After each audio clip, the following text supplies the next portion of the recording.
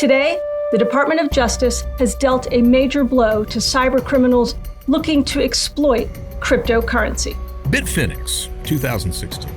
They were hit with a hack.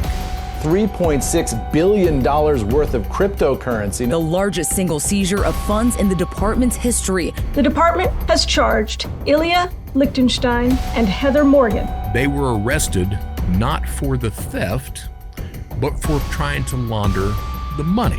For their alleged roles in a conspiracy to launder stolen cryptocurrency taken during the 2016 hack of a virtual currency exchange. Before Ilya pleads guilty, they label that case a matter of national security. They are not charging them, interestingly enough, with the hack. The first hack that he did, he stole 120,000 Bitcoins. Law enforcement officials briefing reporters just a few moments ago did not say who was responsible for stealing this $3.6 billion that they've recovered. Eugene Lichtenstein was this bigwig that came over from Russia with his family claiming religious persecution. Eugene had connections with Russian intelligence. We can and we will follow the money no matter what form it takes. I do not believe at all that Ilya Lichtenstein did that. I also do not believe that the DOJ believes that. Ilya and his dad are going into witness protection. Huh? Ilya and his dad are going into witness protection. How? Why? This just does not sound right at all. So I'm the guy that broke the story about Eugene even being a hacker. I'm scary.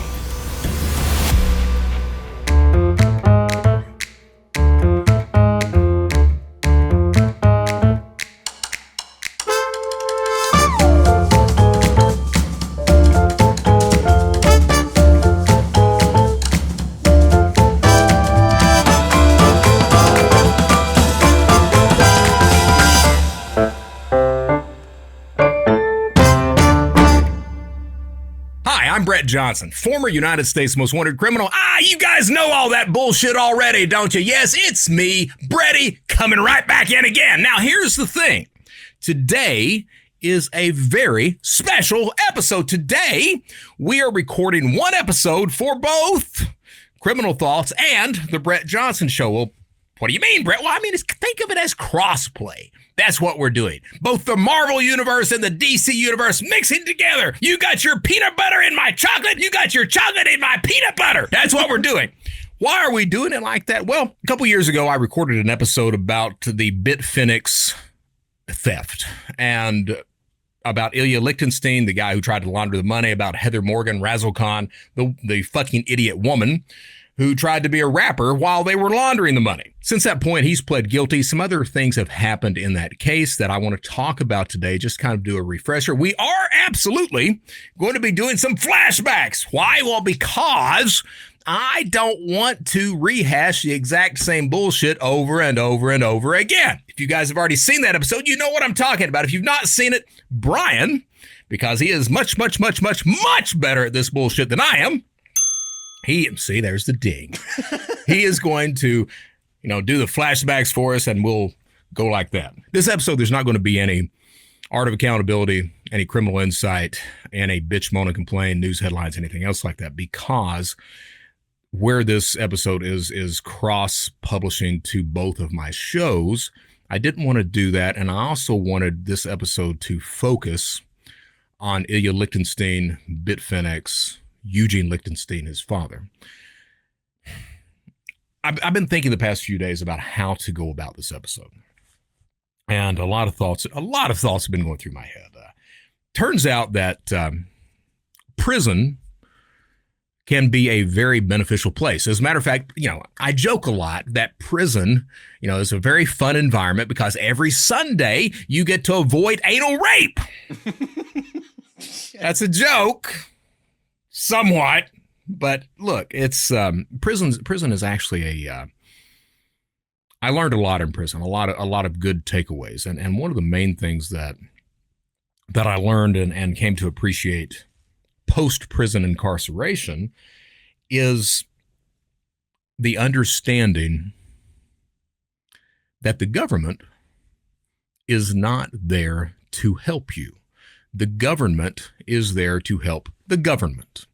And why I say that, in prison, you've got this environment where the inmates understand that. The inmates understand that the Department of Justice really doesn't give a damn about you. They understand that the guards there, that law enforcement, once law enforcement finishes with you, they don't really give a shit about you anymore, all right? Once the prison guards, they're there to do their time, make their money, and get the hell out.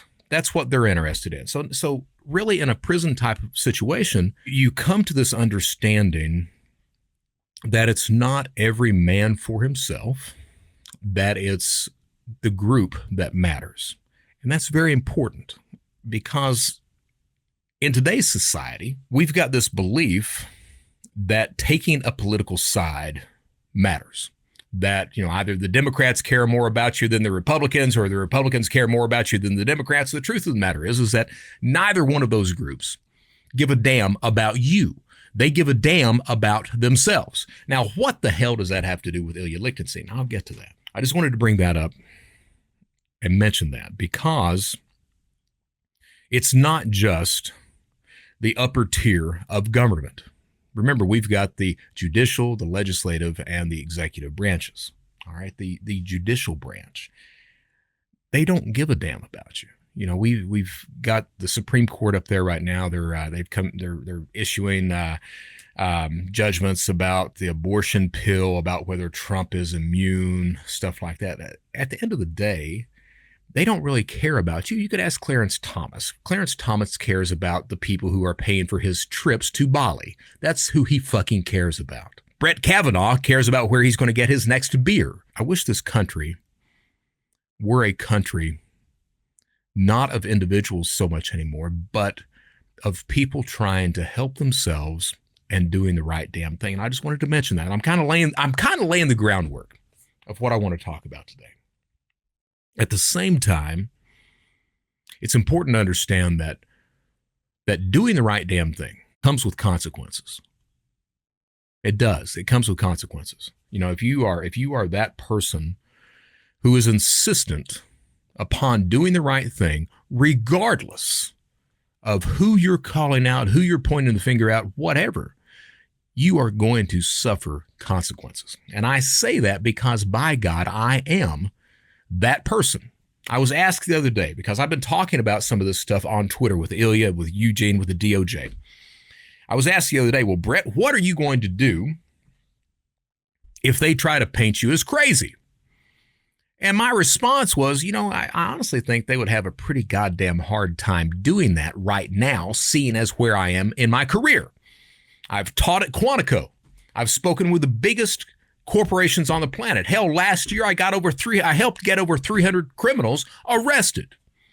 To say that I have turned my life around, or am in the process of turning my life around, is an understatement. And I am widely, and I'm not trying to be conceited, I'm not trying to brag, but I'm widely respected in cybersecurity, cybercrime, and as a person who should not have been able to turn his life around. By all rights, I should be in prison. I should have gotten out. I should have just went right back into crime, starting some sort of dark web marketplace or whatever. Eventually got caught and would have wasted away in prison, but that didn't happen. I was very fortunate. I give credit where credit is due. The FBI helped me. My wife helped me. My sister helped me. I've got a deep respect of law enforcement these days. Not so much of the DOJ, but certainly of law enforcement. And I assist in law enforcement investigations. I help victims every day. I help corporations secure themselves. So I think it would be very difficult to paint me as that gentleman who doesn't know what the fuck he's talking about and is just going off the rails. Even though if you've read my Twitter feed, I've been talking about a bunch of fucking politics lately. And I support Trump. That doesn't make me crazy. It just means that I like Trump a little more than I like Joe Biden. All right? That's the only thing it means. I don't like either one of them. I don't think that either one of them is going to benefit anyone in this country. I think they're going to benefit themselves and those people who give them money or that can benefit them. Okay, let's talk about things for a minute. So, John Giannone, an associate of mine, and I guess he's became a friend of mine over the past couple of years. John Giannone was a member of Shadowcrew, and when I got arrested, I set up John Giannone to be arrested. I gathered enough evidence against him. He got indicted, eventually served time. John is a good guy. He is. And the thing with John, understand, I am absolutely fucking guilty. I am. There's no doubt about it. All right. And I accepted my guilt. Now, that does not mean that I did not escape prison. Yes, I did escape prison because, yes, even though I know I'm guilty, I didn't want to fucking stay. So I released myself. All right. So, yes, I escaped prison. But when I got to prison, I didn't file an appeal. I didn't argue the time. Didn't do anything else. OK, I served my time. I was guilty. And today I still accept that guilt. Yes, by God, I did every single thing in that indictment plus more. Not bragging, just telling the truth. John Giannone is guilty as well. He did those things in that indictment. But at the same time, John has been the young man who has fought it every step of the way. And I think that if it were just John that we're talking about what we're talking about today, that it would be very easy to paint John as somewhat unhinged, as telling this story and banging this drum as a means to get a pardon or commutation or whatever that is. All right. I think it would be very easy to do that because he has consistently shown a desire to have his charges expunged, done away with, pardoned. I'm not like that. I'm not looking for a pardon. Matter of fact, these days I refer to myself as a criminal. I had a guy on Twitter just yesterday. You're not a criminal anymore. Don't call yourself a criminal. Yeah, I am. I am a criminal. I'm just not the criminal who commits crime anymore. I've still got that fucking mindset. I'm still a criminal. All right. I still have the same mindset. I still have the same types of temptations. I just choose not to commit crime anymore. John doesn't commit crime anymore either. All right. But John absolutely wants to erase that part of his past. And I think because of that desire to do that makes it very easy to paint him as potentially, as the guy asked me, crazy. All right. Bitfinex, 2016, they were hit with a hack. And in this hack, approximately 120,000 Bitcoins were stolen. As a matter of fact, I did a show on this, episode 46 of the Brett Johnson Show. We could, if you want to, we could do a little flashback right now. In or around August 2016, a hacker breached Bitfinex's security systems and infiltrated its infrastructure. While inside Bitfinex's network, the hacker was able to initiate over 2,000 unauthorized Bitcoin transactions in which approximately 119,000 Bitcoins was transferred from Bitfinex to an outside wallet. At the time of this breach, 119,000 coins was valued at approximately $71 million. Due to the increase of value in Bitcoin by February of 2022, it was valued at, those stolen coins were valued at $4.5 billion.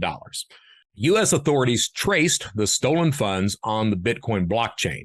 As detailed below, beginning in or around 2017, a portion of the stolen Bitcoins moved out of Wallet 1C GA4S in a series of small, complex transactions across multiple accounts and platforms. This shuffling, which created a voluminous number of transactions, appeared to be designed to conceal the path of the stolen Bitcoins, making it difficult for law enforcement to trace the funds. Despite these efforts, as explained further below, U.S. authorities traced the stolen Bitcoin to multiple accounts controlled by Ilya Lichtenstein, a Russian U.S. national residing in New York, and his wife, Heather Morgan, a.k.a. Razzle Khan. What happened was 120,000 of these were stolen. They were stolen through a social engineering scheme, an attack. Now, those who have watched me understand that cybercrime works. It's successful primarily because of social engineering. Okay, if you are not a good social engineer, by God, you had better find yourself one, because in order to deploy that ransomware, in order to get someone to click on that phishing link, any number of things, you have to be a good social engineer. You have to convince that person to do that, because most products are fairly secure. It's the human that you look to compromise. So social engineering matters. The attack that hit Bitfinex was a social engineering scheme. It was a phishing attack.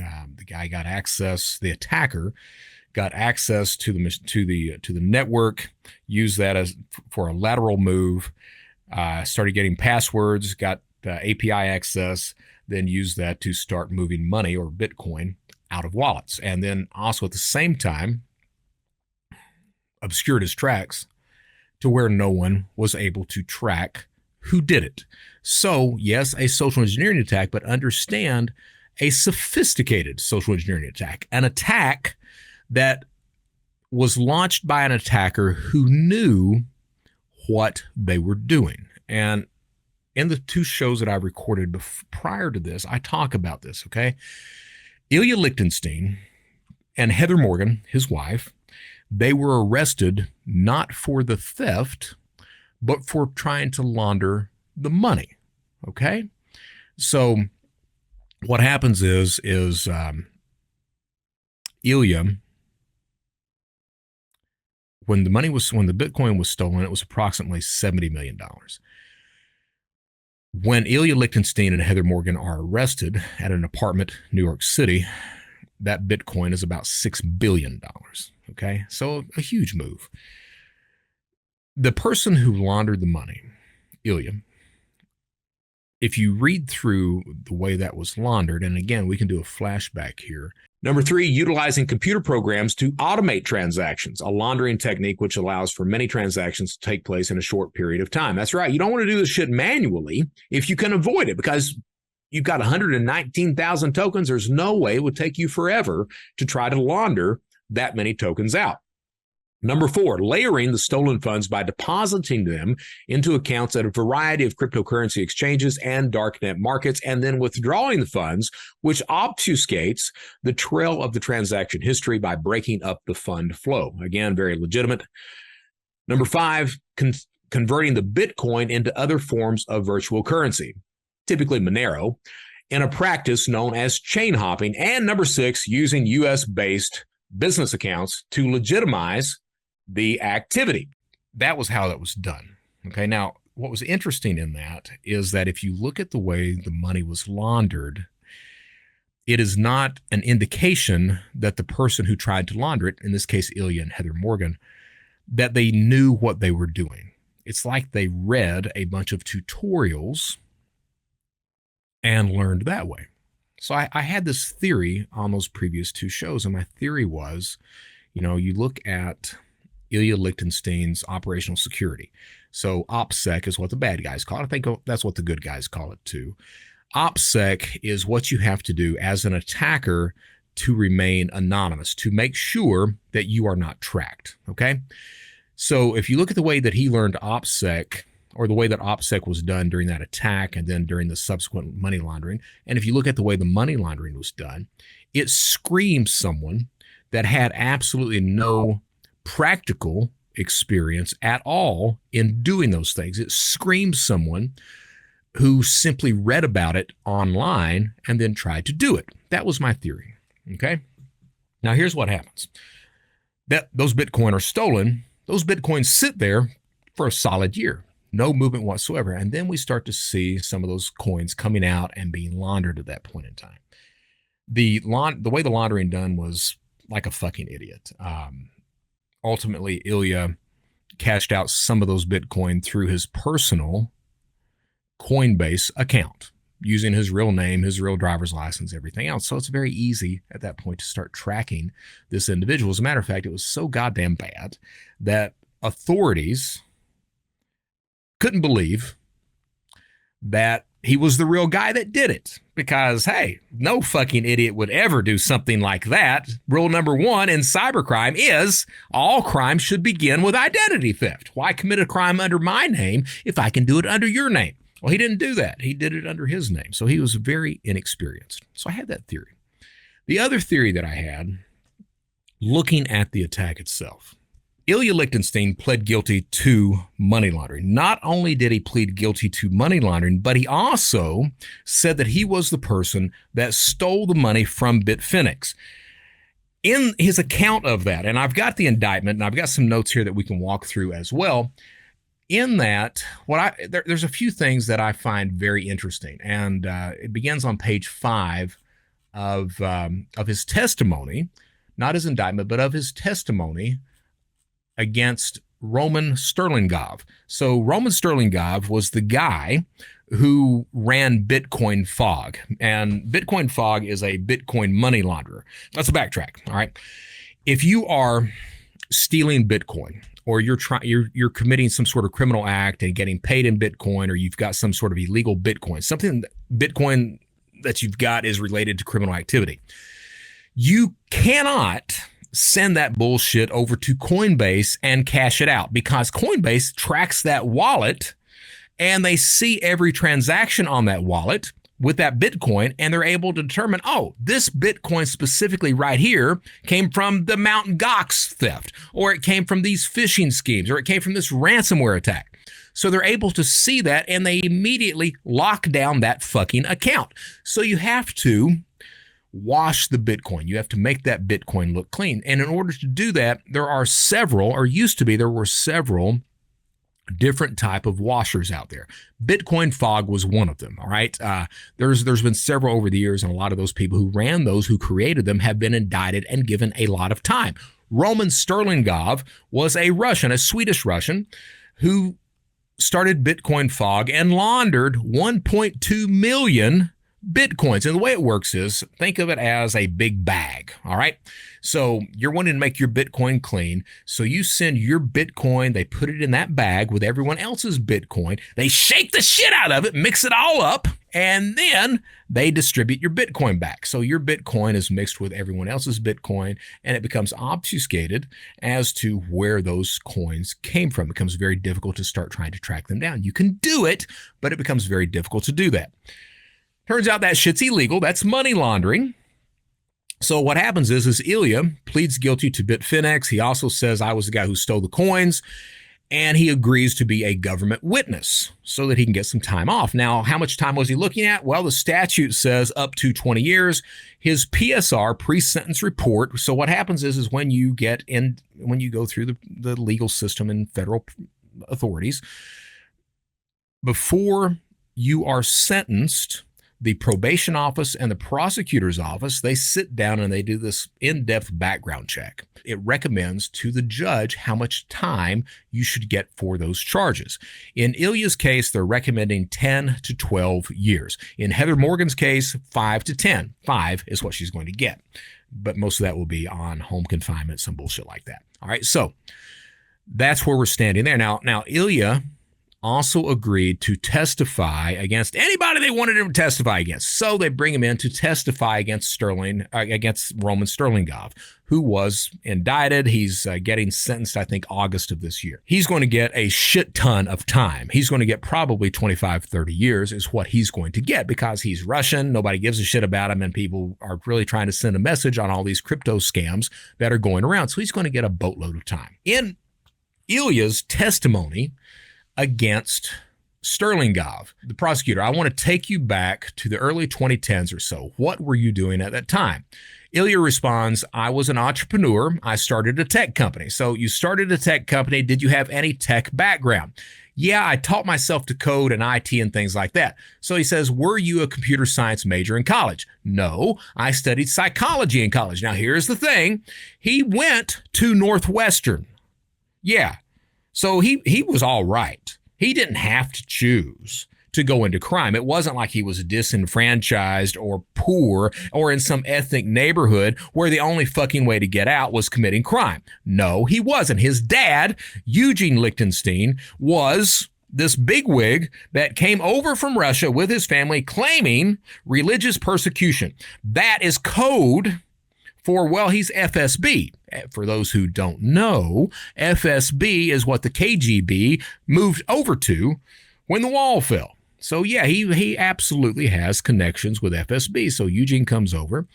Eugene becomes a mortgage broker for real estate and makes a shit ton of money. He does very well. Ilya goes to Northwestern for psychology. So we'll continue here. Question. During that time that you started the tech company, did you meet Miss Morgan, his future wife, who you testified about yesterday? Yes. At some point while you were working at this tech company, did you become aware of cryptocurrency? And he goes through that. Yes, I did. That's where I first learned of cryptocurrency was in the 2010s. Okay. Page 6, did you purchase some? Yeah. And he says, did you use any type of drugs? And he says, well, I went to darknet markets and several times for personal use. I purchased psychedelic drugs, so primarily mushrooms and LSD. Now, for those who have watched my show, you know that Brady is not a druggie. I'm not. All right. My mom was addicted to Valium. My mom, bipolar, narcissistic, very abusive. So she was addicted to Valium. She also liked a slew of different types of drugs. So growing up, I absolutely refused. I didn't drink. I didn't smoke pot. I didn't do anything like that. I didn't want to be like my mom. Now I say that because, hell, I'm 54 now. And I have now tried DMT, which I gotta tell you, I like that shit a lot. There was a guy on Reddit yesterday that asked if everyone who went through a DMT experience believed in God afterwards. I will say that I hate to say yes, but I will say, yeah, I think so. Okay. So when it's hitting, it's great. But at the same time, DMT, depending on what's going on in your environment, DMT can come with this thing called the death of ego. And let me tell you in no uncertain terms, when that shit happens, it's like, holy fuck, man. I mean, I'm just this worthless piece of shit. All the ego dies. And that's a very eye-opening experience when you're able to see yourself very plainly. So I have tried that. I've tried ecstasy. I like that a lot. Other than that, I mean, there's been in my entire life, I've tried THC, either in gummy form or smoke form. Have never liked it at all. So that's my entire thing. I don't drink. I'm not a regular DMT user. I gave that shit up because I was using the vape pen. And I had never vaped anything. I got to tell you guys, that shit fucking sucks. That shit gets in your lungs. You're coughing up shit for days afterwards. It's just a horrible experience. I was like, you know what? It's not worth it. It's not worth it. So I gave that up. I do enjoy a bottle of champagne about once a month. And I'm the only one in the house that drinks. So I down a bottle and I'm like, yeah, I'll put on like Mad Max or something like that and go, yeah. Or The Thing, John Carpenter. I do shit like that. All right. So Ilya liked his psychedelics. I've not used mushrooms, not used LSD, anything like that. So he liked to buy psychedelic drugs from the dark web. Prosecutor, how were you able to get onto these markets? What browser did you use? I used a Tor browser. And then the prosecutor branches off into something else. How was your business doing 2013, 2014? There was an objection to that. He says, at some point, did you decide you wanted to hack something? Ilya responds, yes. Prosecutor, can you briefly explain what it means to hack something? Ilya responds, to gain unauthorized access to a computer system and to obtain data from it. If you have been in cybersecurity, law enforcement, on the cybersecurity angle of law enforcement for any length of time, that answer should raise a flag. It should scream to you, well, he's been coached or he's read that online, because yeah, that is a textbook definition of hack, but that's not really the end definition. You want to go on to explain that. And that's one of the things that happens during this testimony with Ilya. is he will say something like he's been coached to say it, like he's read it online, but he's not able to really dive in and explain what that actually means. And I want to go through some of this testimony to illustrate what I'm talking about. Question, do you know what Bitfinex is? Well, he should. He just pled guilty a few months prior to this testimony. He says, yes, it is a cryptocurrency exchange. Did you decide to hack Bitfinex? Answer, yes, I did. Question, why? Ilya, I mean, at the time, I think my business was struggling and I was feeling very burned out from it. And I felt very selfish. I felt like I didn't really care about anyone else. I just wanted to get mine. I wanted to access the cryptocurrency on it. I wanted to make some money. A lot of people that listen to my show, a lot of people who have read the news of Ilya or the FTX guy, Sam Bankman-Fried, if you've not been through the court system before, an answer like this might come off as very truthful. It's not. This answer is exactly what you're supposed to say to accept responsibility in front of the judge. See, when you plead guilty in the federal system, the acceptance, it's called acceptance of responsibility. You make that statement, and then you get 3 points off of your sentencing. So what happens in federal sentencing, it's not like the judge just looks at you and says, I don't like this son of a bitch. I'm going to give him 30 fucking years. You're going to rot behind bars, you piece of filth. It's not like that. What happens is they look at the charge, and then they look at the number of past criminal charges that you've got, the dollar amount and the victim, and they cross everything over, and it comes up with a number, a range. You know, he's supposed to serve 108 to 120 months is the range, all right? So you get so many points on that. If you accept responsibility, they take 3 points off, so you get less time at the end of the day. This answer that he gave is exactly, you can go through any number of plea hearings, and this is almost word for word what criminals say in front of a judge. And where do they get that? Their fucking lawyer tells them this is what you're supposed to say. Don't say anything fucking else. Say that. If you say anything fucking else, you're not going to get your fucking time off. Do you understand? And then you're going to have to spend your Sundays avoiding anal rape. So they put the fear of God into you, and you tend to say that. So that's what Ilya says. Were you able to eventually access cryptocurrency on Bitfinex that did not belong to you? Ilya, yes. Question, how were you able to do that? Ilya, it was over a period of a few months. I was able to access one server that Bitfinex used, and then used that to gain access to other servers and to credentials that would allow me to transfer cryptocurrency out of that exchange. What the fuck does that mean? Because that's what he says. All right, that's what he says, and we're going to go through some more of that in a second. But I want you to bear this in mind. Ilya decides in 2016 or late 2015, he decides that he wants to be a hacker. The first hack that he did was Bitfinex. The first hack that he did. He stole 120,000 Bitcoins.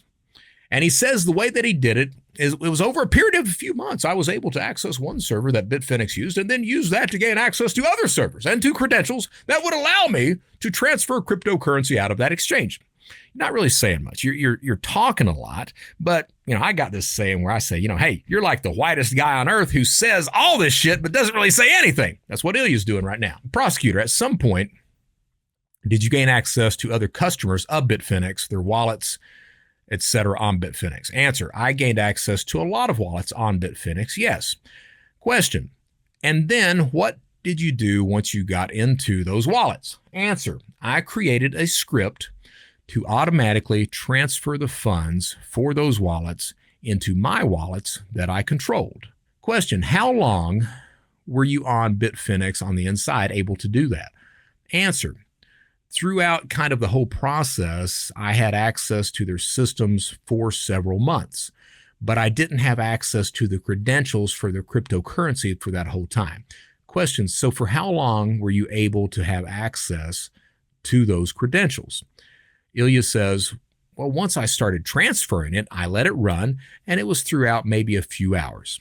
Prosecutor asks, were you able to later access Bitfinex customer resources at other exchanges as a result of the hack? And Ilya says, yes. So what the prosecutors ask there, so you were able to get the passwords and then use the passwords from Bitfinex to try to log in to other cryptocurrency exchanges, use the credentials that were stolen from Bitfinex to log into other cryptocurrency exchanges and steal the Bitcoin from there.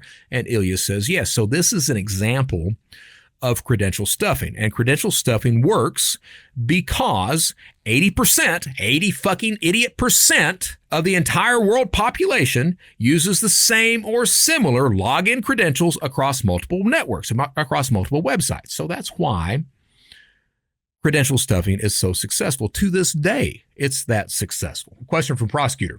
Were you able to recover money from there as well? Ilya, from some of them, yes. Prosecutor, and the form of the cryptocurrency, it was all Bitcoin. Yes. How much Bitcoin were you able to recover as a result of the hack? Ilya, about 120,000 Bitcoin. You know, if it were me, I'd smile. I'd give this big shit-eating possum grin all of a sudden. I don't know what he did, but that's what I would do because, hell, I've already pled guilty. It's not like they're going to fucking do anything to me as I'm testifying against this guy. How much Bitcoin? 120,000. Prosecutor, did you have a sense of how much this 120,000 Bitcoin was worth in August of 2016? Ilya says, yeah, about $70 million. And just to be complete, did you also hack some money from an exchange called Paycoin? Ilya says, yes, at an earlier time for a small amount of money. Do you know what operational security is? Yes, operational security. Now, here's what's becoming interesting. Remember my theory that Ilya laundering the money and his operational security for laundering the money, it was like he had read a shitload of tutorials online and had never really done any of it. That was my theory almost 2 fucking years ago. That was my theory because it turns out Brett Johnson knows what the fuck he's talking about when he looks at this shit. I am not the only person that knows what I'm talking about. The DOJ knows what's going on here too. Make no mistake about that. They know exactly what's going on. And I want you to bear this in mind that Ilya, with these answers, the DOJ, if they were to look any farther past just the superficial on this, they would be able to see that, this shit just does not sound right at all. He asked him, do you know what operational security is?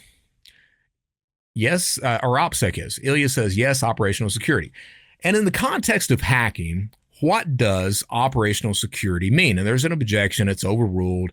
And then Ilya responds, basically, it is protecting yourself from being discovered. So it could mean protecting your identity, protecting your IP address, which identifies the computer from being traced, basically trying to evade whenever you are tracking or whenever you are hacking or law enforcement from tracking you down.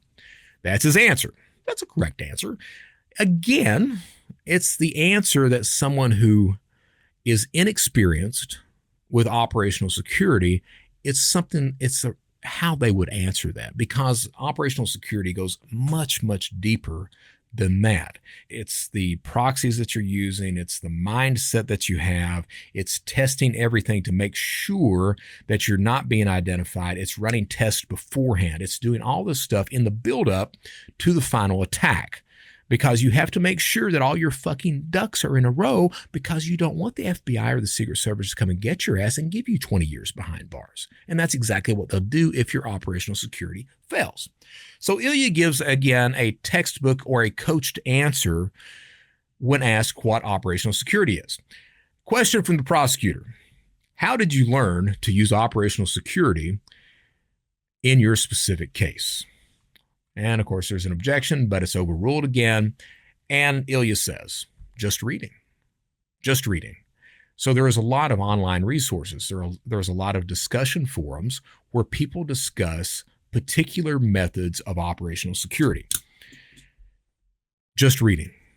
So I have been very fortunate now that I'm on the legal side of things that I get to talk to security companies. I get to talk to law enforcement. I get to talk to students that are going through cybersecurity programs or justice programs. One of the things that's very interesting, that's very apparent from someone like me that comes from that criminal background and has now transitioned over to the legal side of things, one of the things that's very interesting to me is that gap between those who read about things and those who do things, because it's a huge gap. You can read about how to do these things all day long, but until you actually start to do it, you have no clue what the fuck is really going on. It's like Mike Tyson says, everyone has a plan until they get hit in the fucking nose. And then the plan goes out the window. So typically what you do is you will read a tutorial, all right? Even today, I read tutorials, okay? And I'll read white papers and things like that. And I find many of those tutorials very beneficial, not from a stance of, well, I didn't know how to do that shit, but from a stance of telling me where things are going. There's a huge difference between reading about it and then how things actually work. If you're just reading about how to launder money or how to hack into a system or how to do proper operational security, the chances of you failing are close to 100%. You may be that lucky fucking idiot that's able to get through with it. You may be that guy. But more often than not, you are going to fail. So Ilya learns his operational security just reading. That's the only thing he does. Are you familiar with something called exploit? You mean a website called exploit? Yes. It is a cybercrime forum. Was that something that you occasionally looked at? Yes, at times. Was that for the purpose of learning about operational security? Primarily, it was to find vendors who sold services that might be connected to that. For example, selling access to proxy servers that could conceal my location. Prosecutor asks, well, what's a proxy server? Ilya says, so a proxy server is essentially a way to conceal someone's IP address. So the way that I kind of think about it is if I'm sending a letter in an envelope that has a return address and my proxy server essentially takes that letter out of the envelope, puts it in another envelope that has another return address, kind of like a remailing service, but online. So it is a way to not have my IP address be recorded or tracked. Every answer that Ilya Lichtenstein gives comes off as a very coached answer, or it's an answer that's an extremely superficial answer that does not explain at all how these things actually work. It's somebody who's read about it, who hasn't done it at all. Prosecutor, in running this hack, did you use devices that were inside of your house? Ilya, yes. Did you use servers that were outside of your house? Yes, I did. Are you familiar with DigitalOcean? And he says, yes, they're hosting companies. Did you use those as part of your hack? And he says, I used those as part of the laundering. I don't remember if I used it as part of the hack. So you have $70 million in Bitcoin. Do you go and cash that out? And Ilya responds, well, not right away. It will be very difficult to do so. Prosecutor, well, why would it be difficult? And Ilya responds, well, because obviously that would raise some red flags. Just as if I say I went to a bank with $70 million in cash, that would raise red flags. Prosecutor, did you have a concern about what the Bitcoin you took would look like toward banks? And Ilya says, yes, absolutely. Do you know what blockchain analysis is? And he says, yes. So for those who don't know, you've got the blockchain. The blockchain is a distributed ledger, all right? So, and in Bitcoin's case, that blockchain is public. So every single transaction you can see on the blockchain publicly. You can look it up, all right? And you can see where the money's coming from, where it's going, and you can follow that bullshit all the way out to where it finally ends up. And to be clear, cryptocurrency always ends up being transferred or translated over to fiat currency, in this case, US dollars, okay? Always. Because you got to be able to buy shit after a while, okay? So There's a company called Chain Analysis that does Bitcoin transactions. That's blockchain analysis. And they look at all of these transactions, they trace them down, and they try to figure out where the money's going and then identify the person from there. That's what happened in Ilya Lichtenstein's case. A company called Chain Analysis comes in and they're able to track down every single Bitcoin transaction until they get to the point where they're able to find that Ilya, fucking idiot that he was, decided to send and cash out some of the money from his real personal Coinbase fucking account. Fucking short bus idiot is what we call that. They ask him, do you know what it is? And he's like, yeah, I know what it is. Page 12, line 7. So did you have concerns about how your Bitcoin might be seen on the blockchain? Answer, yes. So all transactions on the blockchain are public. And this is Ilya talking. Anyone can see them. And so, of course, I would have concerns about that. So when Bitcoin comes out, criminals, because you have to have a way to pay for those stolen credit cards. You have to have a way to pay for those proxy services or those illegal hosting services. You have to have a way to pay somebody for that fucking LSD and mushrooms or DMT that you're ordering. Back then, the only cryptocurrency that was around was Bitcoin. Back then, criminals didn't really understand what a public blockchain was, and they said, well, we're secure, we're anonymous. You're not anonymous. All that bullshit is public. These days, you've got other types of blockchains, other types of crypto that's much more secure and private and anonymous, primarily Monero. So you'll see on darknet marketplaces today that most marketplaces that know what the fuck they're doing, most marketplaces, you're going to use Monero, period. Don't give a fuck about anything. So you're going to use Monero. So those criminals who accept Monero, they then will convert that Monero over to Bitcoin because Bitcoin is the blue chip of all cryptocurrency. There's a reason it's at $70,000 fucking dollars today. There's a reason that Robert Kiyosaki, the rich man, poor man guy, I've been on his show, by the way. There's a reason that he's saying that Bitcoin's going to hit 350K a pop by August of this year. And it might. It absolutely might. I don't see it going down and bottoming out to zero anytime fucking soon. But back then, criminals thought that it was anonymous. It wasn't, all right? Ilya talks about how these things are tracked. So he says, yes, all transactions on the blockchain are public. Prosecutor, do you know what blockchain tracing is? And they talk about what I've just told you about how you trace these things down on a public ledger. Anyone can look at every single transaction that takes place. All right. So what, if any, concern did you have about blockchain tracing? Ilya says, so basically that when I sold or cashed out that Bitcoin in some way, that law enforcement would use blockchain tracing to connect the Bitcoin that I sold to the stolen Bitcoin from the hack. Were there any particular companies you were concerned with? And Ilya mentions Chainalysis. Now, I've got to be honest with you. Ilya Lichtenstein more than likely had no fucking clue who Chainalysis was when he was trying to launder that fucking money. He became very aware of Chainalysis once he gets his fucking ass arrested and all that discovery comes and you've got these fucking folders from Chainalysis saying, Ilya, Ilya, Ilya, Ilya, fucking idiot, Ilya, Ilya, Ilya, fucking moron, Ilya. All right? He becomes very familiar of that at that point in time. But before that, I'm going to bet that he had no clue what Chainalysis or what Bitcoin tracing was at all. The way that he tried to launder money, again, we can do a flashback on that. The way that he tried to launder money screams that he had no clue how this stuff was tracked at all. So they set up accounts at crypto exchanges in stolen identities in other people's names, okay?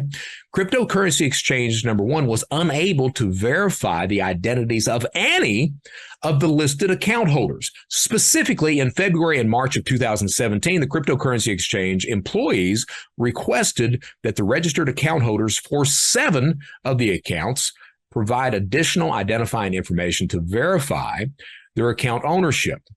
Cryptocurrency exchange did not receive a response to these requests. As a result, the currency exchange froze the accounts. In total, $186,000 was the value of those accounts that they froze. So Lichtenstein and Morgan, you set up accounts. If you're going to launder money, you set up accounts in different people's names.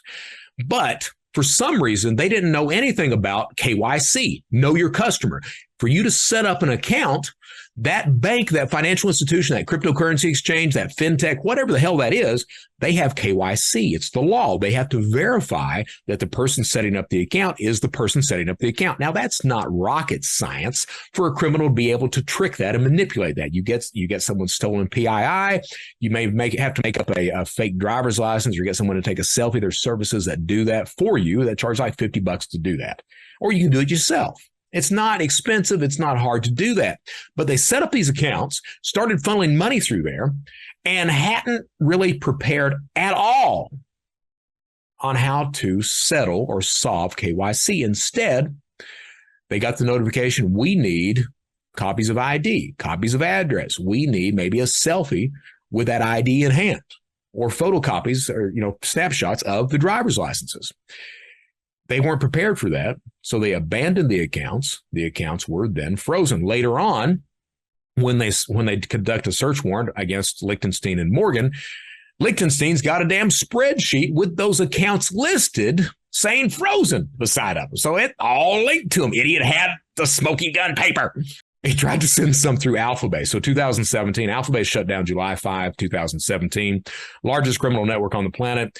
Ilya and Heather Morgan had tried to send, because the way the Alphabet marketplace operated, you would send Bitcoins in to fund your criminal account, and it would kind of wash those tokens in. So you would send the tokens in to a virtual account that was holding those tokens for you, so you could buy drugs or credit cards or guns or whatever you were buying.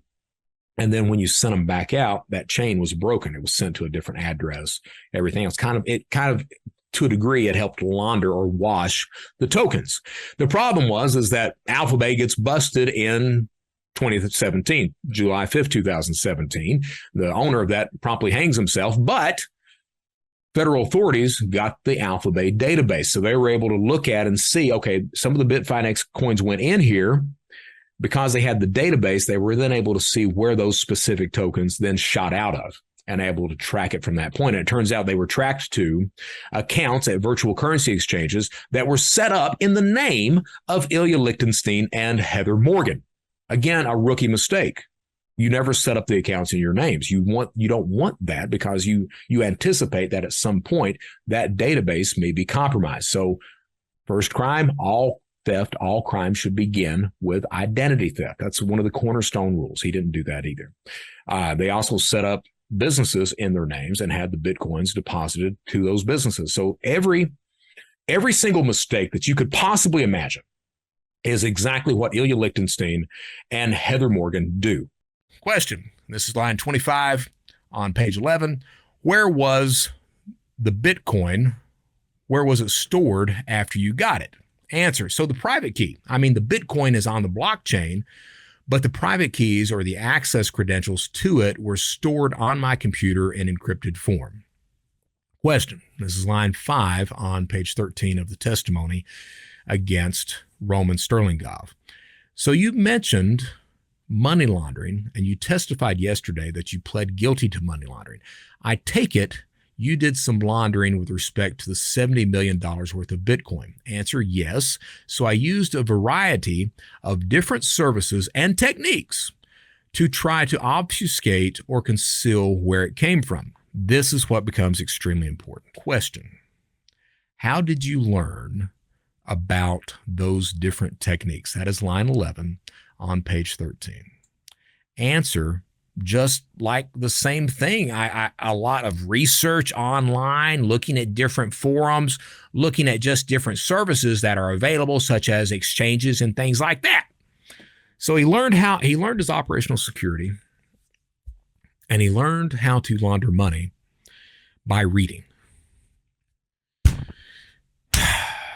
Not only did he learn those things by reading, but he claims that he learned how to hack through reading, simply reading, not doing it. And the first real hack that he did, sure, he did a test with Paycard or Paycoin, but the first real hack that he did, that he learned just by reading, was Bitfinex, and was able to steal 120,000 Bitcoin. Not only that, but simply by reading, simply by being a novice hacker, he was able to and this is what John sent me, and he says it's so much better than I do. He was able to compromise a vulnerable server on the Bitfinex network, then escalate privileges laterally around the network, and then alter the code on their platform to change their user passwords from hash to plain text, and then delete all of the evidence, all of that trail of breadcrumbs that every fucking attacker leaves. He was able to delete those, leave the environment in such a way that he was not able to be identified whatsoever. First attack, simply by reading. Those who have no experience in cybercrime or in committing crime at all, I don't think that you really appreciate how impossible that is. All right, especially if you look at someone like Ilya Lichtenstein and Heather Morgan. To say that they are fucking idiots is putting it lightly. Okay? They are fucking idiots. In my previous shows, I walked through the Bitfinex attack, the way it was performed, because at that point in time, Ilya had not told the court that he had also stolen the Bitcoin. The question became, who stole the Bitcoin from Bitfinex? I do not believe at all that Ilya Lichtenstein did that. I also do not believe that the DOJ believes that. I don't believe that the FBI believes that either. Here's why. I was arrested February 8th of 2005. I was arrested by the FBI and the Charleston, South Carolina Police Department, local PD there. Within 45 minutes of Secret Service, they come in, they take over the case. I was then offered a deal. Hey, what can you do for us? And my answer was, I can do whatever the fuck you want me to do as long as I can get back with my fiance. They let me sit there for 3 months before they get me out, and I go to work for the Secret Service. That investigation was initially supposed to last for 3 months. It lasted for almost a year before I go on the run and make the United States Most Wanted list, go to prison, escape prison, all that other bullshit. But that investigation lasted for almost a year. There was a lot of improprieties that took place during that investigation. We had agents. The way the investigation worked, what happened was I was in Charleston, South Carolina. The Secret Service field office is in Columbia, South Carolina. So I move from Charleston to Columbia, South Carolina so I can work with the Secret Service. My job was 4 to 6 hours a day. I would go in to the Secret Service office and to their war room, which was, about 30 feet by 12 feet. I would go in there. They had me on a laptop hooked up to an outside internet line. That laptop was also hooked up to a 50-inch plasma monitor mounted on the wall, so they could view everything that was going on. At the same time, that laptop had Camtasia and SpectraPro. So Camtasia would capture a screenshot every 15 seconds. SpectraPro was a keylogger, so they were able to track everything that was going on that laptop. At the end of every night, all of that information was burned to a DVD, was put on a spindle at the end of the night. At the same time, in that room, there were always 2 Secret Service officers and a South Carolina law enforcement official in the room at all times. Now, sometimes the SLED person would not show up, but there was always Secret Service there, all right? They had a desktop computer that was literally next to my laptop, and their desktop was hooked up to an outside line as well. I talked about some of the improprieties, some of the things that happened during that investigation. The first few weeks, they were very diligent. They asked questions. They paid attention to every fucking thing that I was doing. The problem is that when I am online, I'm scary, to say the least. I'll have 30 windows open, and the speed at which I'm navigating those windows and having conversations and talking to multiple people, that multitasking is very intimidating, and it's very hard to follow through with that. The first couple, 3 weeks, Secret Service and SLED, they were like, shit, man, what's going on? Slow down. What's going on? Walk us through this. Bam, bam, bam. The thing is after you see that shit for a couple weeks, your ass becomes bored. They became bored. So what did these fucking idiots do? They started to watch porn. while I am doing my shit online. And the site, they love this site called Flash Your Rack. And Flash Your Rack. And I don't even know if it's still up anymore, but you would have these amateurs that would take snapshots of their tits, and you would rank their tits from a scale of 1 to 10. And then you go to the next one. And you could do that all night long. And that's what they did for 4 to 6 hours, is they would, oh, look at this set right here. I still remember they brought down a CD to me and handed to me, and the CD said confidential files on there. So here I am. I put it in. I was like, oh, what is this? I'm allowed to see some confidential stuff. And it was a fucking Tara Patrick XXX film. Gotta say, she's pretty, but not exactly what you should be watching in a government office while an investigation is going on. That's what these agents were doing. So, you know, if you've heard me talk before, you've heard me talk about how I continued to break the law from inside Secret Service offices. And I absolutely did. And that allowed me to do that. Hell, if they're not going to pay attention to me, and at the same time, I understand that all of that information is going on a set of DVDs on a spindle, not cataloged at all. No one's going to go through that bullshit. In fact, the people who were indicted on the investigation for discovery, they gave them a fucking spindle with all the DVDs on it and said, hey, go do it. So most people pled guilty. All right, so that was one thing. Another thing they did was there was a Canadian investigation that the RCMP was running. They got this kid out of jail to open up a site called La Cosa Nostra, and I was told to shut that shit down. And believe you me, I fucking did. All right, because one of the things that you see, and it's still happening today, is that government agencies, it can be the FBI, CIA, DNS, Secret Service, those government agencies, they absolutely do not share information with each other. Understand that. We tend to think that all these agencies communicate. No, the CIA does not hand over any exploits that they may have with Telegram to law enforcement. That does not fucking happen, because those exploits are valuable to the CIA. If they give them to the FBI or the Secret Service, well, you guys are going to fuck it up. And to be honest with you, they probably would. So they don't. But at the same time, you've got this fight for budgets. That's really the problem, because now you've got the FBI and the Secret Service. Both of them are wanting to concentrate on cybercrime. Both of them, to do that, they need budgets. To get the budget, they have to indict a bunch of people, so they don't share the information of investigations cross-agency. They keep that shit to themselves. Same thing with foreign agencies. In this case, the RCMP, the Royal Canadian Mounted Police. And no, at the time I thought, well, shit, all those guys are on horseback. They had the investigation, and I was told to shut it down, and I did. And within a couple of days, Washington's calling them and saying, hey, what's your fucking idiot Brett Johnson doing right now? So they came down and had a talk with me. That was just some of the improprieties. So 3 months into my tenure at the Secret Service field office, and yes, by this point, I am absolutely committing crime on that laptop, all right? So 3 months into that, I walk into the office. I had a burner phone at that point. I wasn't allowed to take it back home with me. I had to stay at the Secret Service field office. I walk in, I sit down, I log into, at that point in time, it was Scandinavian Carding. There were a few sites, a few criminal forums that were up. Scandinavian Carding was up. Mazafaka was up. The International Association for the Advancement of Criminal Activity was still alive. There were several sites that were still alive. So I log into these sites. As soon as I log in, my burner phone starts to ring. That's odd.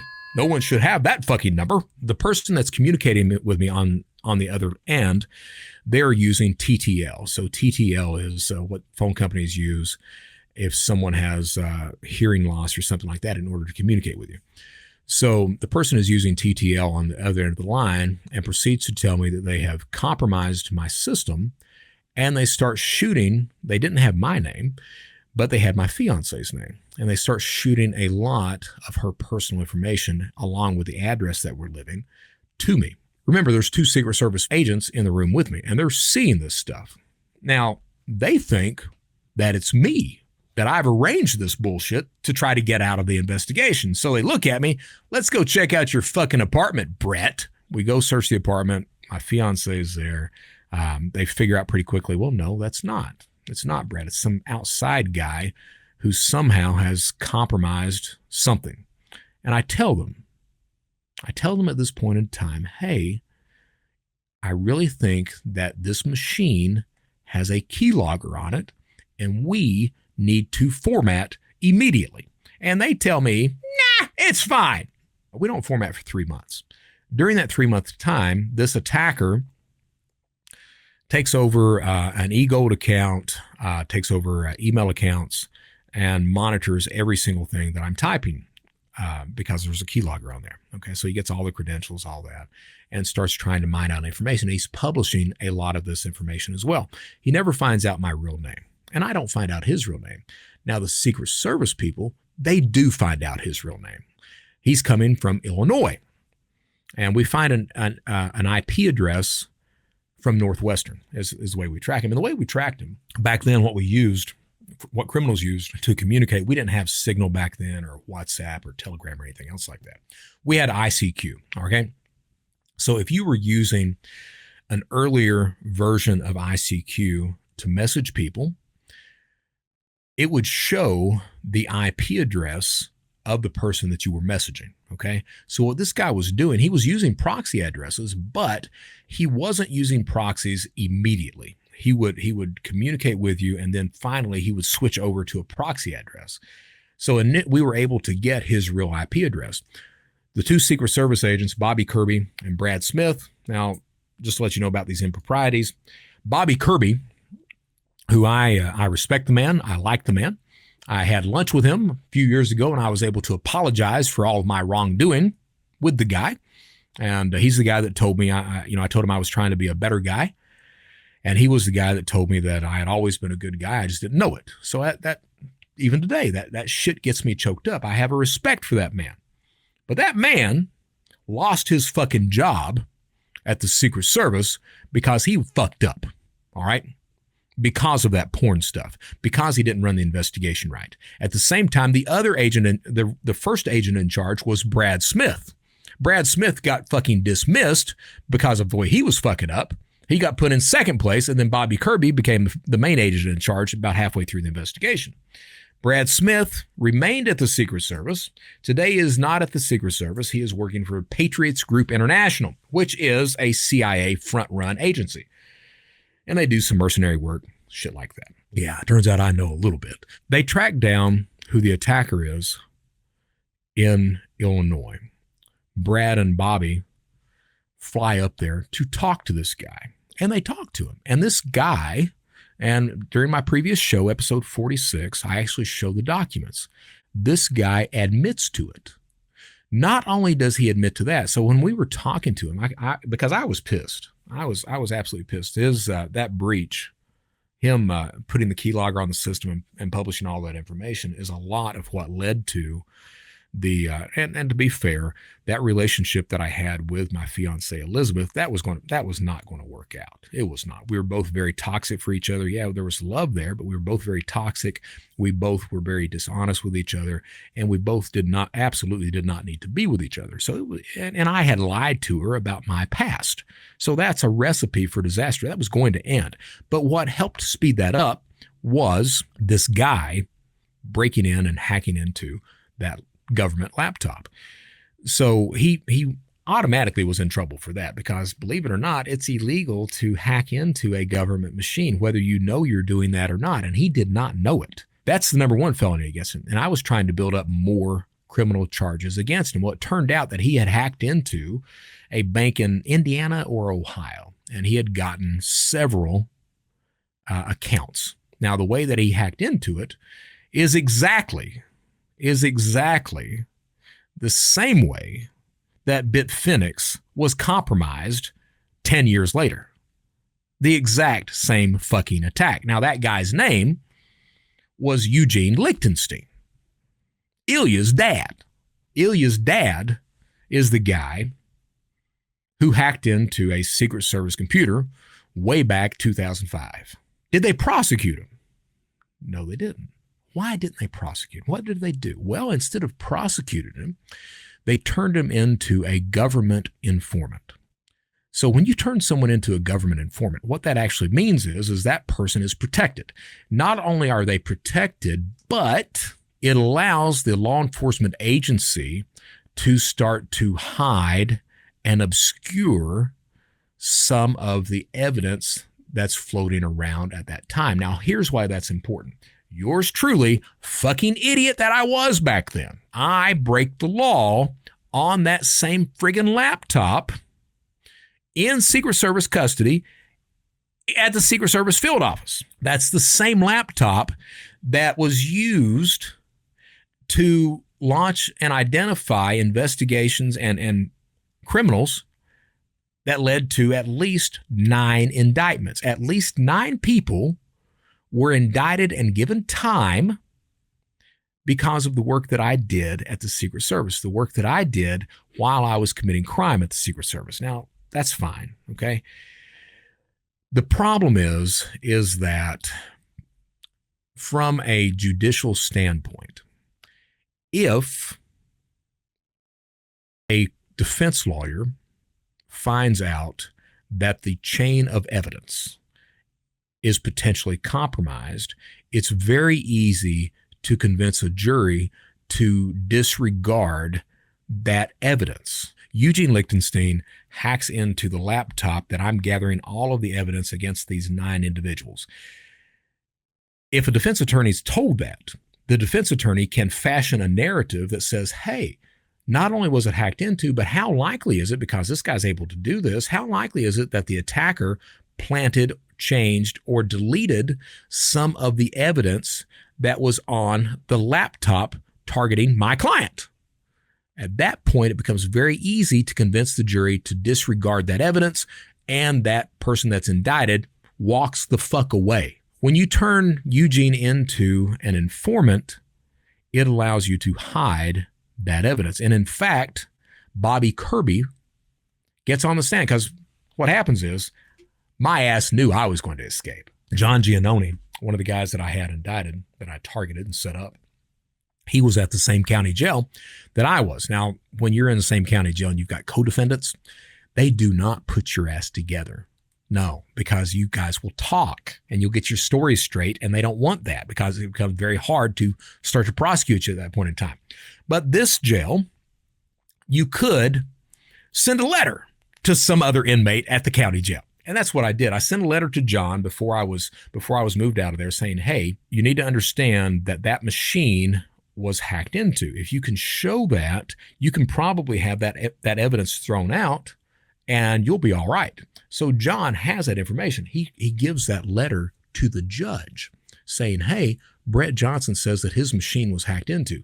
Bobby Kirby gets on the fucking stand and says that it never happened, that there was no hack, that, hey, yeah, we did have an attacker, but the only thing he took over was an email address that Brett had. That's the only thing he had. It had nothing to do. The machine was not compromised. There was no keylogger on it. We were never hacked at all. He lies about it, even though we've got the goddamn documents that show the hack happened. Here's the other interesting thing. John Giannone takes his shit to trial. Yeah, he rolls the die. All right, he takes his stuff to trial.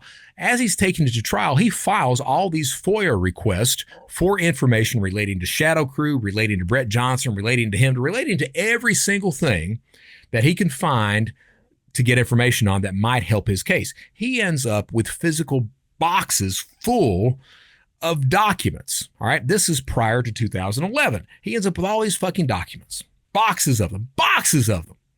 He gets out after he serves his time, he gets out of prison. He decides he wants, digital copies of them. So he submits the exact same FOIA requests. He gets 3 documents back. That's all the information we have. We don't have anything else. Now, why is that? I'll tell you why that is. Because the Secret Service is trying to hide this bullshit. Why are they trying to hide it? Well, because there's a few reasons.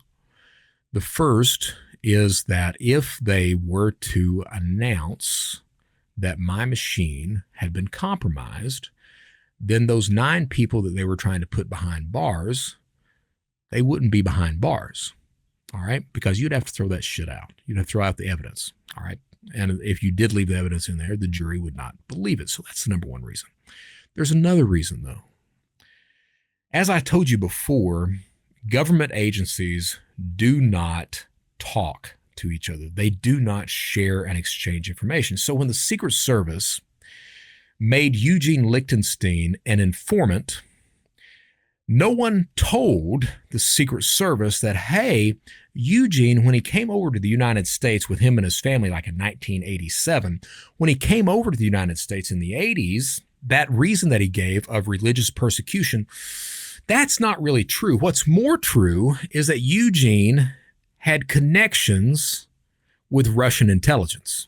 If you're the Secret Service and you admit that you made a Russian agent an informant on a cybercrime case where that same Russian agent had hacked into a United States Secret Service machine, you talk about a black fucking eye all of a sudden. And understand, that's not the only black eye they had from this stuff. Albert Gonzalez, my forum techie, he was an informant. He screws over the Secret Service. He's the guy that hit Heartland Payment Systems, Dave & Buster's and TJ Maxx. He hit Heartland Payment Systems while being an informant for the United States Secret Service. They were giving him fucking secret memos about all the stuff they were investigating that he was then using against them to screw them over. He's not the only one. I'm the guy that committed crime from inside of the Secret Service offices. So they had a whole list of fucking failures, embarrassing failures at that. And now you've got Eugene, Russian intelligence, hacked into our machines, and we decide to make him an informant. Yeah, there's a lot of good goddamn reasons that they didn't want to do this. The way that I found out about it, John had been chasing my ass around for a couple of years, and I just did not want to talk to John. Embarrassment, thought that the guy really disliked me. I didn't want to communicate with him. Finally, one day, I'm like, fuck it, man. He keeps pinging me. I'm going to answer him back. So he was good, and he actually thanked me for the indictment. He was like, if you hadn't, and I think he only served like 4 years, but he was like, if you hadn't got me arrested, I would have done at least 20 because they would have gotten me on some of that fucking Albert Gonzalez stuff. And everyone who got indicted under Albert got a shitload of time. So he thanked me for that. And he was like, he started talking about some of the FOIA documents that he had. And he's like, hell, I even know who hacked into you. And I paused because I didn't know. And I was like, what are you talking about? He's like, that laptop that you had that got hacked. He said, I know who did it. I've got the documents on it. I was like, can you send that to me? And he's like, yes. So he sends me the documents that I show on episode 46, the documents where they interview Eugene, the documents where they make Eugene a confidential informant. And this is the interview of Eugene Lichtenstein. Special agent and I interviewed Eugene Lichtenstein at the Chicago field office. Prior to the interview, Lichtenstein was advised that he was not under arrest and was free to leave at any time. Lichtenstein stated that he understood he was not in custody and voluntarily agreed to be interviewed. The following is a synopsis of that interview. Lichtenstein stated that he moved to the United States from Russia approximately 13 years ago. He further stated that he is fluent in the Russian language. Lichtenstein stated that he became interested in fraudulent schemes conducted over the internet in 2004, further stated that his interest was directed toward advance fee or 419 schemes, and that he would attempt to gain access to the computers of the perpetrators of these types of crimes to warn potential victims. Sounds like a good story. Lichtenstein stated that he became interested in online carding forums such as Shadowcrew and Theft Services. Shadowcrew, me, with the same intent, which was to warn potential victims of these types of crimes. Eugene further stated that he installed a keylogger on the computer used by Brett Johnson. With this keylogger, Eugene stated that he took control of Brett Johnson's email accounts. In addition, he stated that he posted personal information obtained from emails on the FedWatch Google group. So he took over email accounts, took over some payment accounts, terrorized Secret Service and myself, my fiance at the time, everything else. Made us actually posted addresses to other criminal forums that the Secret Service was worried enough that they made me change addresses at that point in time. All right, so it was a concern. Lichtenstein stated that he initially wanted to expose Gollum Fund, me, but later attempted to obtain money from several compromised accounts from a bank in Indiana with Brett Johnson's assistance. Eugene Lichtenstein stated that he was unsuccessful in obtaining fraudulent funds from these compromised accounts.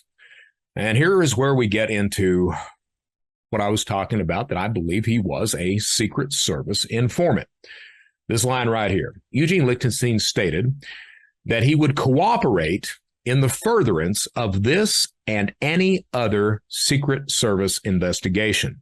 He admitted that he was the subject who used the screen names Deuce and Menace Day when communicating online with Brett Johnson and other subjects. Therefore, Eugene Lichtenstein has been eliminated as a subject in this investigation.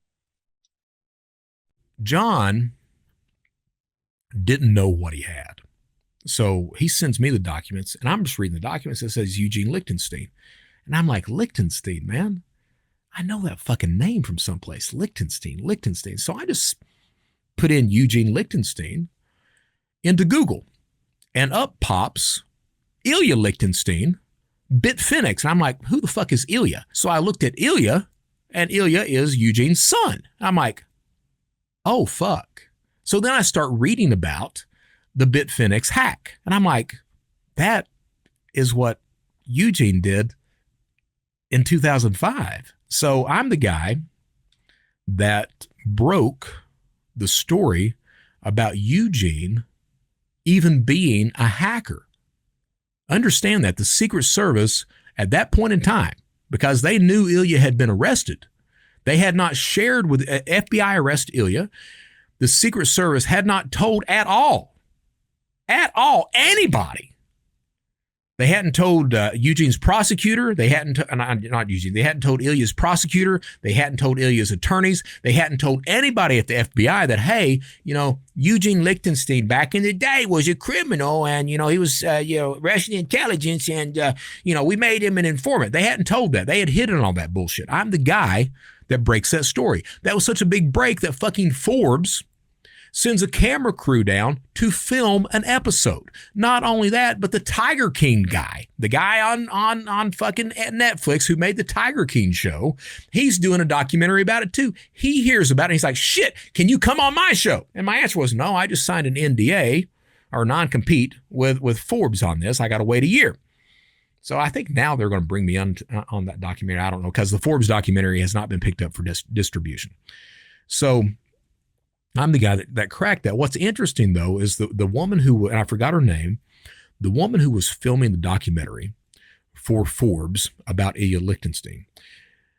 I had a phone call with her, a Zoom meeting rather, and I was telling her about this and telling her what I mentioned on 46, 47, and today what I'm talking about. I was telling her about that, and her face, I was like, what? I want you to understand that I've been looking at Ilya for a long time, since his arrest. Yeah. And I've been telling everyone that there's no way he could have done this. Yeah. At the same time, I've been trying to ask about Eugene, and no one will talk to me. Everyone is scared of him. Overseas, in the Ukraine and Russia, no one will talk about him. You're the first person that said anything about him. And what you're saying is all of a sudden clicking on all fucking cylinders, because this is exactly what happened. It wasn't Ilya. Eugene, when he had broken into those bank accounts, when I was working with the Secret Service, Eugene, he had access to the accounts. Eugene did not know how to launder money. That was his big problem. He had no clue whatsoever. So he tried to enlist me, not knowing I was working the Secret Service. He tried to enlist me to help launder those funds. So we got the credentials and the evidence that we needed to indict him on that bank breach as well. Secret Service chose not to do that. They made him an informant in order to cover up every single thing that they could along the way. That kind of lays the groundwork for everything. So why am I doing this show today? The answer is Ilya Lichtenstein. Of course, he pleads guilty. Not only does he plead guilty to money laundering, but he takes responsibility for the hack or the attack against Bitfinex. Now, he doesn't know how that happened. The question is, and is that the way you did it? That you just gained access to the private keys for all of those addresses? Is that correct? So to control a wallet, you've got a public address, and then you've got a private key address. In order to take that Bitcoin out of that fucking wallet, You've got to have that private key. If you don't have that private key, that Bitcoin ain't yours. Your keys, your wallet, your Bitcoin. You don't have the keys, you ain't got shit. Prosecutor says on that 120,000 Bitcoin, is that what you did? You gained access to the private keys for all of those addresses. Is that correct? And the answer is, I gained access to the API keys that let me control the withdrawal process and initiate withdrawals. He never really had the actual private keys. He had the API keys. Now, what's interesting is he says that, but he doesn't really know what the fuck that means. He doesn't. This is the prosecutor that's asking him these fucking questions. When you say, when they have a witness, and this is what a lot of people don't appreciate. If I'm a prosecutor or a defense attorney and I'm putting a witness on the stand, what I'm going to do, I am not going to ask a question unless I know the answer to that question. They teach you this shit in law school. Never ask a question that you don't know the fucking answer to. So you sit down and you ask them these questions. Bam, bam, bam, bam. That way I know exactly what you're going to say. If you say something that's a little questionable, I'm like, can you phrase it a little bit differently? And if you're a really fucked up lawyer, you say, hey, can you say this? And that's what happens. You coach the witness. The prosecution does it. The defense attorneys do it. Everybody fucking does it. This answer here is a coached answer because Ilya doesn't know what the fuck's going on. He doesn't. He's read about this shit through his own discovery of how the attack happened. That's what's happened. So when he says that, he doesn't know what the fuck that means, and he just leaves it there. The prosecutor at the same time, he knows that Ilya doesn't know what Ilya's talking about, so he's going to leave it there as well. Okay? We're just going to leave it at that. And he says, eventually you got about 2,000 addresses. Ilya says yes, and it goes blah, blah, blah, blah, blah, blah, blah. So, why am I doing this show? The answer is, John, he messages me on Telegram the other day, and he's like, hey, man, you got any news on Ilya? And I was like, no. You got any news on Ilya? And he's like, yes, I do have some news on Ilya. So here's the thing. I can't be fucking bought. I can't. I've stolen all the fucking money in the world. I know what it's like to have money. I found out, I'm 54 now, and I find out, I don't need all the fucking money in the world. I need to be able to pay my bills, do something nice every now and then, buy my fucking toys that I like, and I'm happy. Okay, I'm happy. I don't need all this money. The thing is that Bitfinex, they offered a reward to anybody who gave information as to who committed the actual attack. So Chainalysis has been paid part of that reward. If John and I had been recognized, if they would have just fucking admit that Eugene is the guy, John and I would probably get about $40, $50 million a piece. That shit ain't never going to fucking happen. You can bet your chili white ass on that. So John tells me, I've got some information. I was like, what's the information? Ilya and his dad are going into witness protection. Huh? Ilya and his dad are going into witness protection. You have got to be fucking kidding me. So I asked, I was like, what the fuck are you talking about? And he's like, dude, they're both going into witness protection. I was like, how? Why? Well, Ilya's testifying against Roman Sterlingov, who has some connections himself. At the same time, Eugene has some connections. So they're going into witness protection. As a matter of fact, Eugene has already disappeared. Ilya's still in custody. Eugene is not to be found anywhere. His home address no longer has anyone at it. So that got my attention. And I wanted to talk about that because that thing I said at the beginning of the show, doing the right thing. A lot of people out there, and understand, I'm the guy, most of my life, I have done the wrong thing. Most of my life, I have been motivated by cash. I've been motivated by love, but that love has led to me wanting to get cash in order to give the people that I love, the strippers and whatnot. it's really interesting. And I have an attorney friend. She's over in the Middle East these days. And she is a forensic, forensic attorney, does a lot of cybercrime cases, stuff like that. And she told me that law enforcement, they really like to get people who are ideologically motivated. Now, understand that when I was a criminal, I was not ideologically motivated. I was cash motivated. These days, I am ideologically motivated. I am not the guy who can be purchased.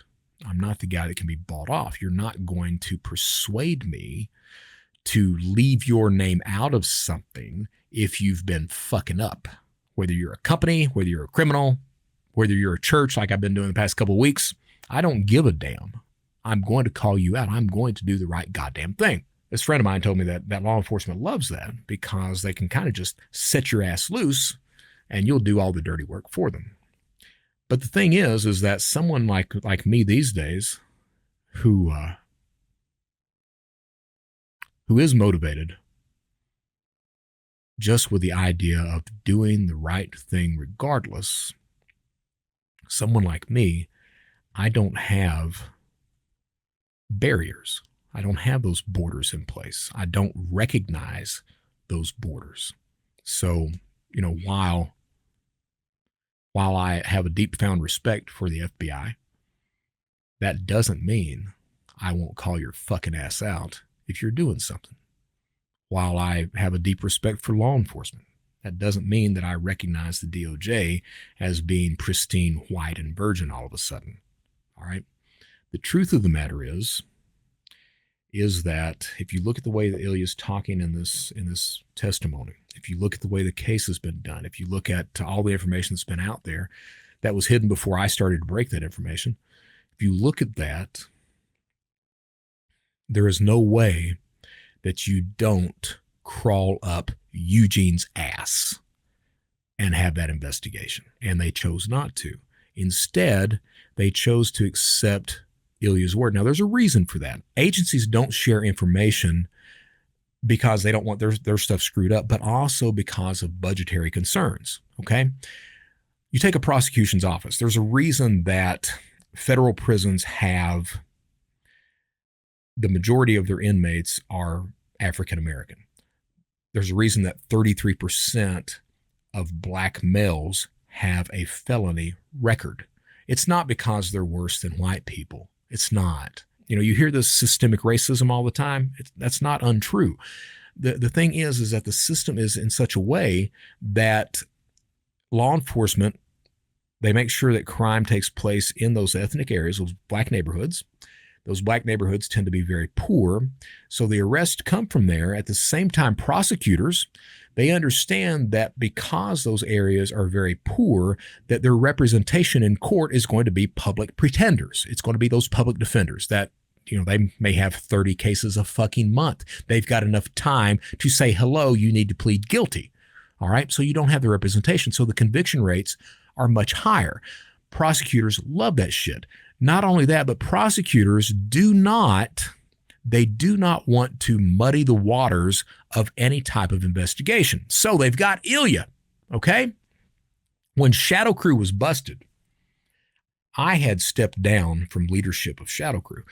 I didn't build the platform. A guy named Seth Sanders built the platform, but by God, I built that fucking platform. Before I came on and started run things there, they had like 60 members total because it was not a cybercrime site. It was simply a fake identity site. I came in, took it over, made all these other sub forums, put people in charge, came up with a review system. I built Shadowcrew. I built basically financial cybercrime as we know it today. When Shadowcrew was busted, again, I had stepped down from that point. They had no evidence of me. They knew my name, but they had no real evidence connecting me to any crimes at that point. All right, they weren't able to gather that. The people who they indicted, that they arrested so Shadowcrew was shut down October 26, 2004, 33 people arrested across 6 different countries. Those 33 people were labeled as the people who started Shadowcrew, who ran Shadowcrew, who built Shadowcrew. They didn't have a fucking thing to do with that. They were simply the people that were left over when I stepped down and when Albert Gonzalez, my forum techie, when he got through banning people. All right, he banned a lot of the administrators and the moderators that I had. He put more people in charge. Those people who were in charge when Shadowcrew was busted were given credit as being the geniuses behind Shadowcrew. Not true. But they let it run with that. And the reason they let it run with that, they did not want to muddy the waters of that prosecution. If they were to come up and say, yeah, we arrested these people, but these people, they didn't start Shadowcrew. Well, no, we didn't arrest anyone who started Shadowcrew, who built Shadow. We didn't do that. We just arrested the people who were there, but we're going to give them credit for starting it. That tends to be the way that prosecution runs. So with Ilya, you've got the information about Eugene. How do I know? Because by God, I emailed them the fucking documents that said it. I emailed the prosecutor, the judge, and the defense attorneys. You've got these things. This is fucking Eugene. Why aren't you guys talking about this shit in trial? They chose not to do that. In fact, what they do, notice I said do, what they do is before Ilya pleads guilty, they label that case a matter of national security. Why in the fuck do they do that? Well, because Eugene's fucking connected. Not only is Eugene fucking connected, but Ilya, part of the evidence that they got out of his apartment were diagrams of post offices and camera locations in the Ukraine, which screams some sort of FSB involvement. So they chose to label it a matter of national security. They bring in a CISO who can determine what can be discussed and what cannot be discussed publicly in court. So that's what they do. Then Ilya comes in and he pleads guilty. Eugene's never brought up, but he is going to be in witness protection. So needless to say, I get a little pissed. I don't know if I'm pissed right now or if I'm disheartened. Merrick Garland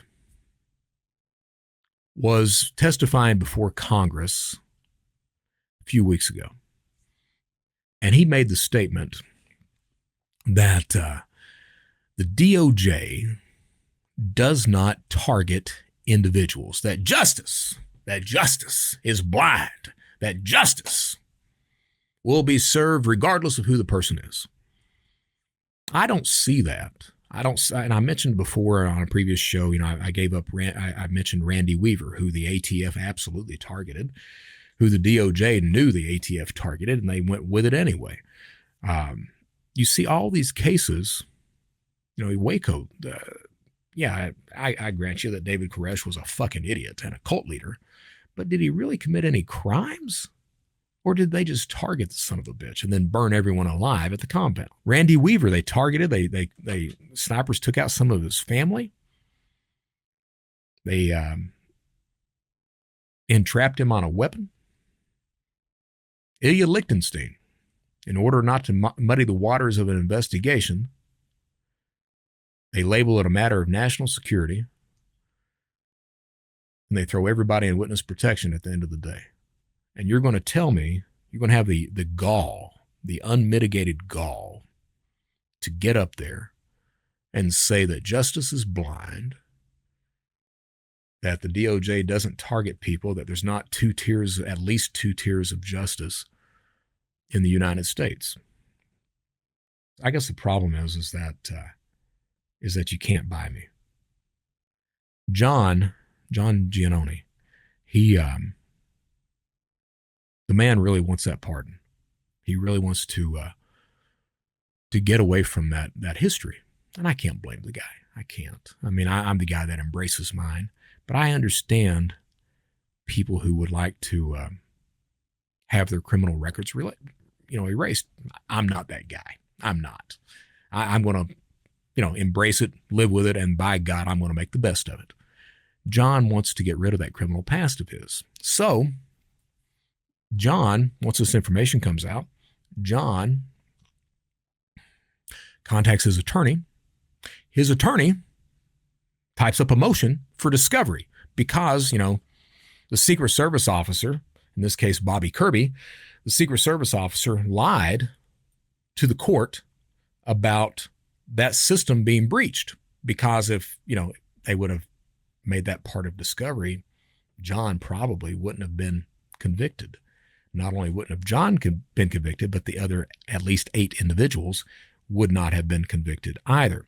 So John contacts his attorney. His attorney types up a motion. His attorney sends it over to the DOJ. This is the motion that we're getting ready to submit to court. You guys want to say anything? The DOJ responds, hey, if you don't file that motion, we will back a pardon for John Giannone. If you don't file the motion that would get this whole ball rolling, that would expose Eugene, that would expose the United States Secret Service as being improper in their investigations, that would show that Ilya Lichtenstein, not the guy who did the Bitfinex hack. If you file that motion that would do that, if you don't file the motion that would do that, we will make sure that John Giannone gets exactly what he's been wanting all of these years. What do you want to do? So John tells me that. My response to John was, dude, you've been wanting that for a long time. And I can't blame you at all. I can't blame you at all if you want to do that. Okay? Because I already know nothing's going to happen. It's more important for them to keep this shit hidden than it is for them to get the truth out. So I told John, hey man, that's what you've been wanting. I understand. And John, and again, this guy's been wanting this stuff for years. John responds, I'm not going to do that.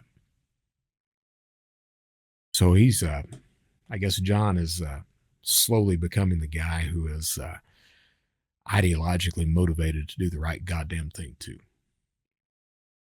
My thing is that, again, I don't want your fucking pardon. I don't. I did it. I'm guilty. Not only am I guilty of that, I'm guilty of a hell of a lot fucking more, and probably should have got a hell of a lot more fucking time than I did. All right, I don't want your pardon. But I will say that if you're going to offer to pardon him, which by God you should, then maybe you ought to pardon the other 8 people too. Daniel Rigmaiden. Yeah, that guy. I don't even know who the other 7 are right now. But everyone should be pardoned on that. But the problem is that doing that is going to raise some questions. And regardless of whether you do that, if you pardon them, that information about Eugene sooner or later is going to come out because people are going to be screaming, why are these fucking guys getting pardoned? If you don't pardon them and John submits the motion for discovery on that, then the information comes out anyway. So I don't know how the DOJ is going to handle that, but I'm sure that by God, they'll find a way. I guess what I'm doing with this show, guys, is hoping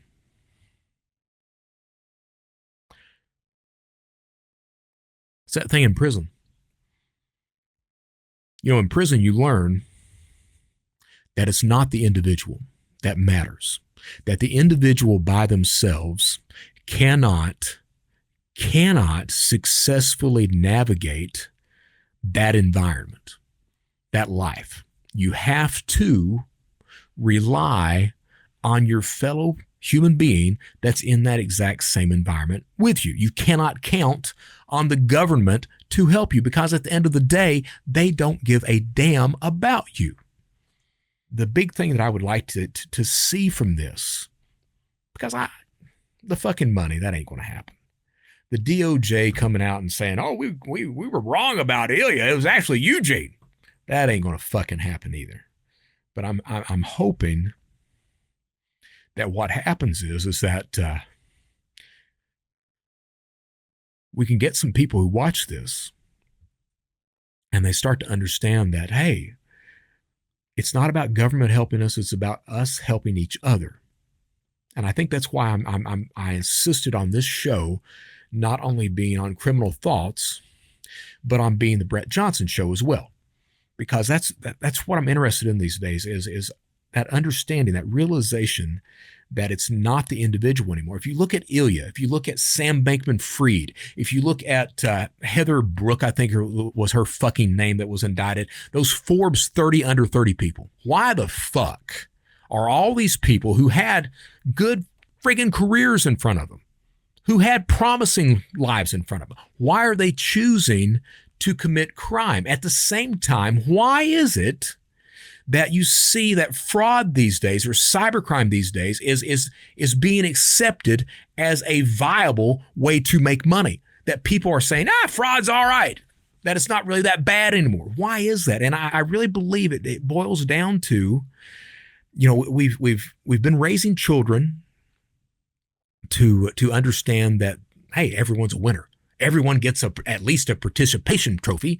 We've been raising kids like that. We've been telling society for years now that it's the individual that matters. Look out for yourself. At the same time, we see people in government. I don't give a shit if it's Donald Trump. I don't give a shit if it's Joe Biden and Hunter Biden. But we see people in government that get away with doing the wrong thing.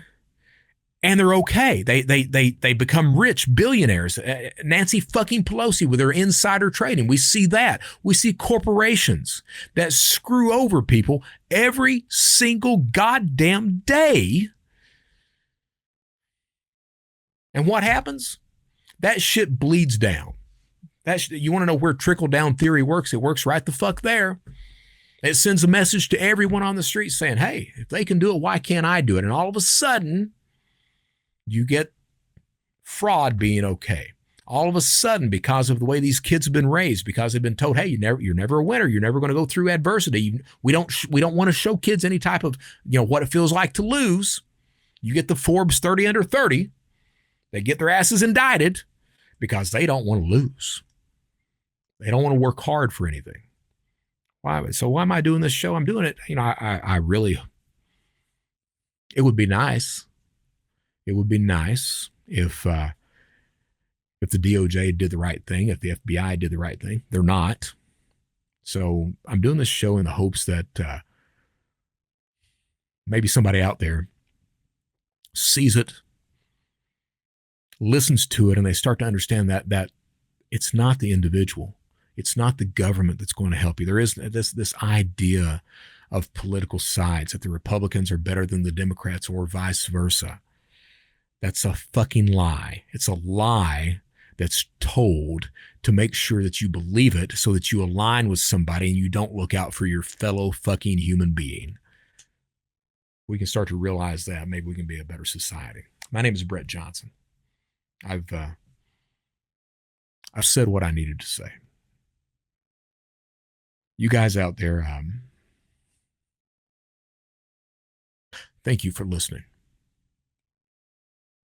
Now, I would urge you to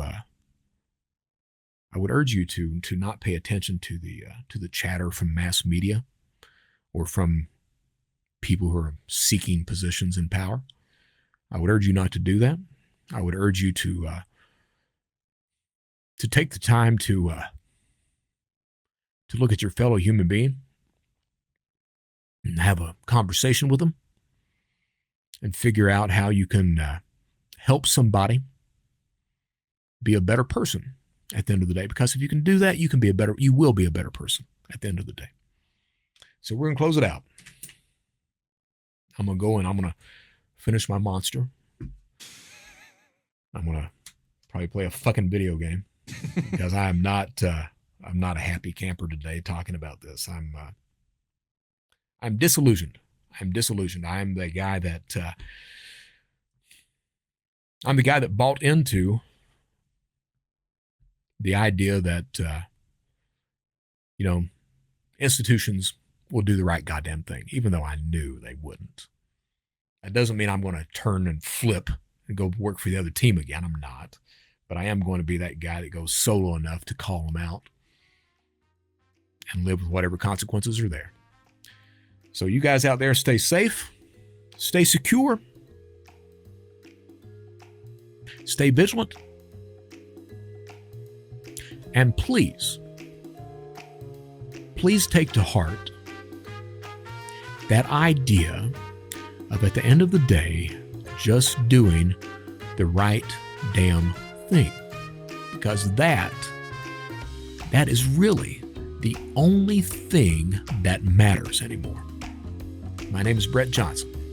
Thank you so much for tuning in. Until next time.